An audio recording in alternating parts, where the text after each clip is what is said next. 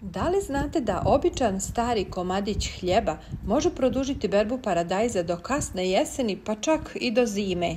Zvuči čudno, zvuči smiješno. Ali priroda često koristi najjednostavnija rješenja, ona koje svakodnevno zanemarujemo. Prije nego što otkrijemo o čemu se tačno radi, kliknite na pretplatu i like jer dijelim s vama stvari koje rijetko ko zna, a djeluju moćnije od mnogih skupih prihrana.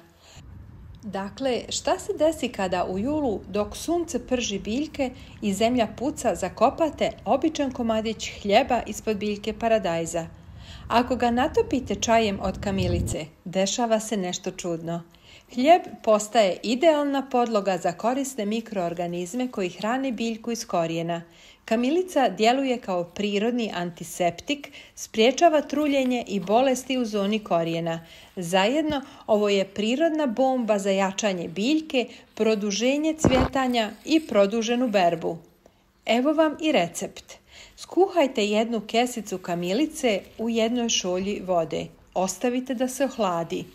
Umočite mali komad starog hljeba i ostavite da upije čaj. Zakopajte ga 5 do 7 cm duboko u zemlju, 5 cm od stabljike paradajza. Zalijte običnom vodom. Ovu metodu možete ponoviti jednom mjesečno, ali i jedna primjena u julu daje sjajne rezultate. Biljka će zahvaliti snažnim rastom, obilnim cvjetanjem i ukusnim zdravim plodovima.